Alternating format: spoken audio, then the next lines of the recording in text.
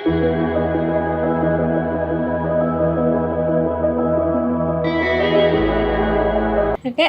గురువుగారు అలాగే ఏంటంటే చాలామంది అంటారు మీకు ఎంతమంది పిల్లలు అనేసి తల్లిదండ్రులను అడిగిన తర్వాత మాకు 2 ఆడపిల్లలండి, ఒక అబ్బాయి అండి. అంటే 2 ఆడపిల్లలు అంటే మీరు చాలా అదృష్టవంతులండి, ఒక అబ్బాయి వచ్చారు, వారసుడు వచ్చారు అని చెప్పేసి మనకి ఇలా ఇలా చెప్పుకుంటూ ఉంటారు కదా గురువుగారు.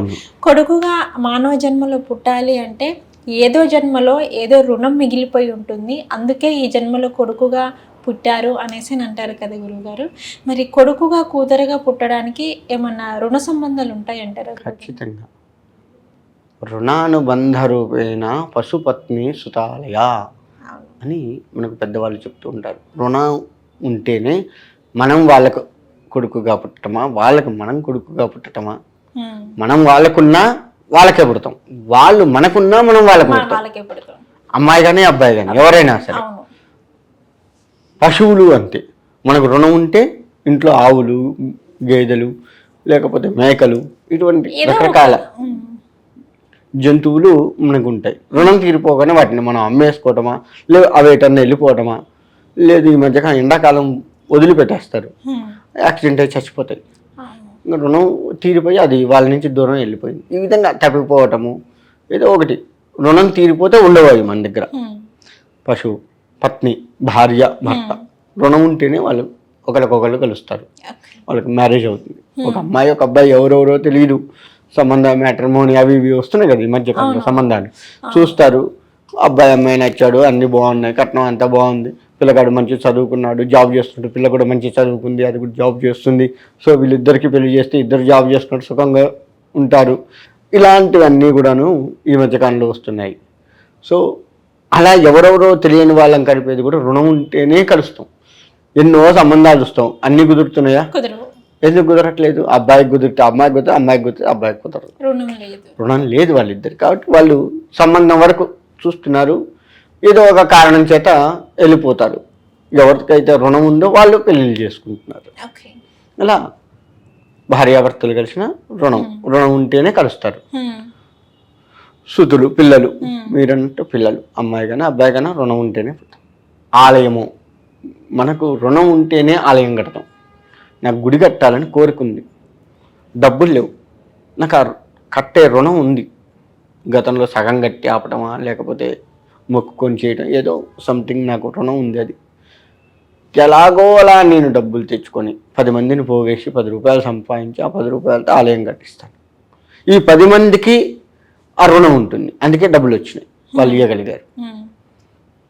లేదంటే నువ్వు కట్టేది ఏందా, నువ్వేందా కట్టేది, మేము కట్టుకోలేక, ఇలా మాటలు చెప్పి ఇవ్వరు. లేదంటే నా వల్లగా స్వామి, అంత డబ్బు నా దగ్గర లేదు అని చెప్పి ఏదో మర్యాదపూర్వకంగా అయినా చెప్పి డబ్బులు ఇవ్వకుండా ఉంటారు.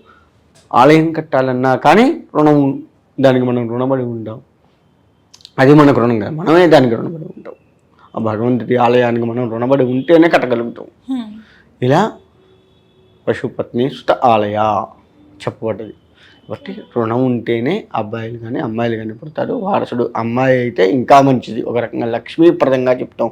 అబ్బాయిలు మంచిది కాదు అని కాదు, అబ్బాయిలు వాళ్ళు ఇంకా మంచిదే, వాళ్ళు కూడా మంచిదే కాదని కాదు. అమ్మాయిలు ఏంటంటే ఈ మధ్యకాలంలో అమ్మాయిలు వద్దు అంటున్నారు, కానీ దాని వెనక చాలా అంతరార్థం ఉంది. అమ్మాయిలు పుట్టడం ఎంతో అదృష్టం, ఒక రకంగా చెప్పాలి అండి. లక్ష్మీదేవి ఇంట్లో పుట్టినట్టే. అమ్మాయి ఇంట్లో తిరుగుతూ ఉంటే మనకి లక్ష్మీదేవి ఇంట్లో తిరుగుతున్నట్టే. బాలా త్రిపుర సుందరి, చిన్నపిల్లలు బాలా త్రిపుర సుందరి అమ్మవారే కదా, చిన్నతనం నుంచి అలా అమ్మవారు ఉన్నట్టేగా, కొలువైనట్టే కదా. మరి ఇటువంటివన్నీ కూడా ఏంటంటే శక్తి స్వరూపిణి. మన ఇంట్లో శక్తి అంటే ఏంటి? మన ఎనర్జీ ఒక శక్తి, మన ఇంట్లో అన్నీ సమకూర్చడం ఒక శక్తి.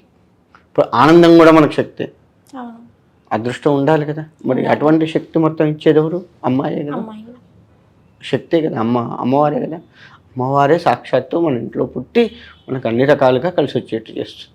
అందుకని అమ్మాయిలు పుట్టడం చాలా ఉత్తమం.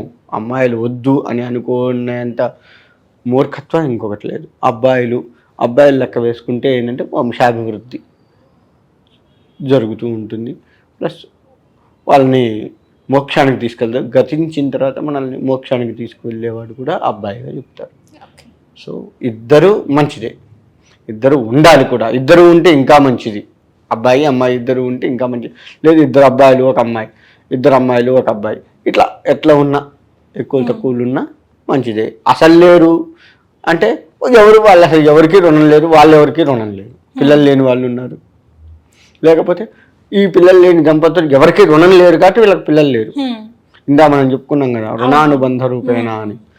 కానీ వాళ్ళు ఎవరికి రుణం లేరు, వీళ్ళు ఎవరికి రుణం లేరు. ఈ ఇద్దరు దంపతులకి ఎవరికి ఎవరు రుణం లేరు కాబట్టి ఈ జన్మలో పిల్లలు లేరు. ఎంత అదృష్టవంతులు మరి. రుణం లేకపోవడం ఇంకెంత అదృష్టం అసలు. రుణం లేకపోవడం అదృష్టం. పిల్లలు లేని వాళ్ళని వాళ్ళ గుట్రాలు అది ఇదని మనం తిడుతున్నాం కానీ అసలు వాళ్ళే అదృష్టవంతులు ఒక రకంగా చెప్పాలి అంటే. ఎవరికి రుణం లేదు, నువ్వు రుణం ఉండి నువ్వు ఆ రుణం తీర్చుకుంటున్నావు, వాళ్ళకి రుణం తీర్చుకోవాల్సిన అవసరం లేదు కదా. ఇంకా డైరెక్ట్ వాళ్ళకి ఎవరు రుణపడి ఉంటారు కదా, ఇది కూడా అదృష్టమే. అందుకని పిల్లలు లేరు అని తిడితే ఒక రకంగా పాపమే తగులుతుంది మనకి. పిల్లలు లేని వాళ్ళని నువ్వు గొడ్రాలని, నీకు పిల్లలు లేరు కాబట్టి నీకు ముత్తైదువుగా నీకు ఏవి ఇవ్వకూడదు అని ఇటువంటివన్నీ చెప్తూ ఉంటారు. అది మహాపాపం. గొడ్రాలు అని చెప్పి తిట్టడం ఆట. వాళ్ళే మనకంటే అదృష్టవంతులు, ఎవరికి రుణపడి లేరు, వాళ్ళు ఎవరికి రుణం లేరు, వీళ్ళు ఎవరికి రుణం లేరు, అందుకే వీళ్ళకు సంతానం లేదు అని మనం భావించాలి తప్ప అలా తిట్టే మహాపాపం అది. ఇంకా కాబట్టి అలాంటివి బంద్ చేయాలి. మనం చేసే పాపాలు మనం తెలియకనే చేస్తుంటాం, ఇటువంటివన్నీ చేయకూడదు. షేర్ చేయండి, లైక్ చేయండి, సబ్స్క్రైబ్ చేయండి. మరిన్ని వీడియోల కోసం బెల్ సింబల్ పై క్లిక్ చేయండి.